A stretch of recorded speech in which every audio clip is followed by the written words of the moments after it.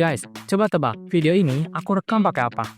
Bukan pakai kamera mahal ataupun HP mahal, tapi kok bisa kelihatan cakep? Rahasianya ada di sini, dan aku bakal spill caranya biar kamu juga bisa bikin video cuman pakai HP biasa. Hai, nama aku Raditya Mifalusna dari BVM 4A, mahasiswa DKV semester 4, dan kita bakal ngobrol santai soal videografi dasar. Jadi, stay tune ya.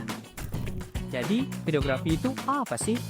Videografi itu tentang bikin video dengan merekam gambar yang bergerak pakai alat kayak HP ataupun kamera. Nah, kalau aku sih pakai HP 1.7 ya buat rekam video ini. Bukan yang pro ataupun juga flagship, tapi hasilnya tetap oke kalau kita ngerti dasarnya. Apa aja itu?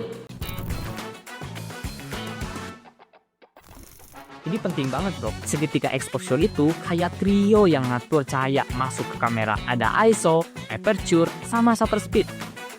Yang pertama ada ISO, yaitu sensitivitas sensor ke cahaya. Makin tinggi ISO, gambar makin terang. Dan sebaliknya jika ISO makin rendah, gambar akan semakin gelap. Kalau cahayanya bagus sih, kamu bisa pakai ISO yang rendah ya, semisal ada di 100 hingga 400. Kalau gelap, naikin, tapi jangan kegedean, bisa bikin gambar kamu noise, kayak gini nih.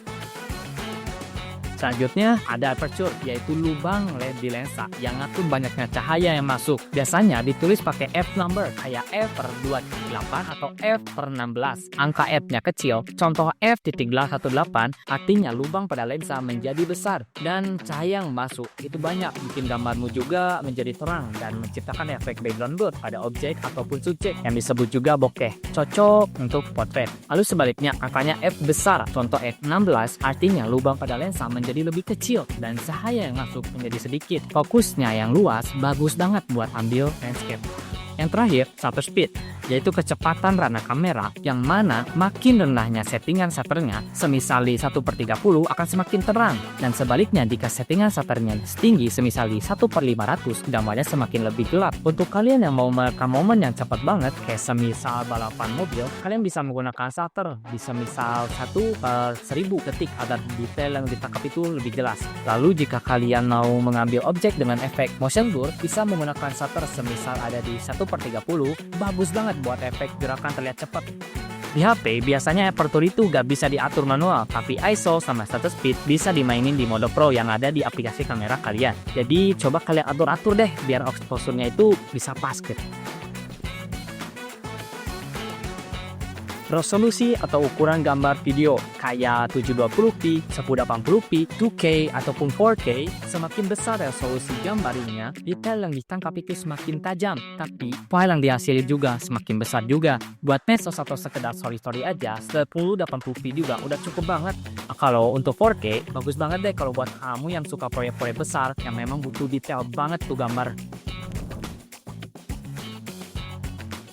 Frame rate, yaitu jumlah gambar per detik atau FPS. Biasanya settingan frame rate ada di 24, 30, ataupun 60 fps. 24 fps cocok buat bikin video ala-ala film. 30 fps standar lah ya buat sehari-hari ataupun konten. Dan 60 fps cocok buat slow motion yang smooth. Kalau aku sih pakai 30 fps di video ini biar balance, nggak terlalu patah-patah tapi tetap smooth. Itu ibaratnya nyawa pada video, mau kamera canggih kek atau apa kek, kalau cahayanya kurang, videonya tadinya kayak gini jadi kayak gini. Gak enak banget gak sih kalau dilihat? Kalau aku sih pakai cahaya yang namanya key light ya, yaitu cahaya utama yang nerangin muka aku. Tapi biar gak keras banget kayak lampu solar polisi, kalian bisa gunakan diffuser. Ini bikin cahaya jadi lembut dan merata kayak soft light gitu. Gak punya diffuser, chill. Pakai kertas putih atau kain tipis juga mbok kok. Hasilnya video dari HP biasa pun bisa jadi kinclong. Jadi pencahayaan yang bener emang bisa ngasilin gambar yang bagus dan juga cakep. Ini soal nyusun frame biar enak dilihat. Kalian bisa pakai rule of trick. Bayangin frame gambar pada kamera kita dibagi 3, lalu ditaruh subjek di garis ataupun titik pertemuan. Simple tapi bikin videomu lebih rapi. Coba juga main sudut kayak dari samping atau atas biar nggak terlalu flat. Ini nih bagian paling seru dalam videografi bagi saya loh ya. Proses editing itu tuh kayak pesulap atau magician yang bakal nyulap video mentah jadi cakep. Kalau aku sih biasanya pakai software editing, CapCut, Premiere Pro, After Effects, dan juga DaVinci Resolve. Tapi buat kalian yang pemula, coba bisa pakai CapCut ataupun Filmora yang gratis dan juga gampang dipelajari. Kalian bisa tambahin transisi atau background musik agar videonya itu tidak terlalu flat. Lalu potong klip yang nggak perlu, terus jadi deh.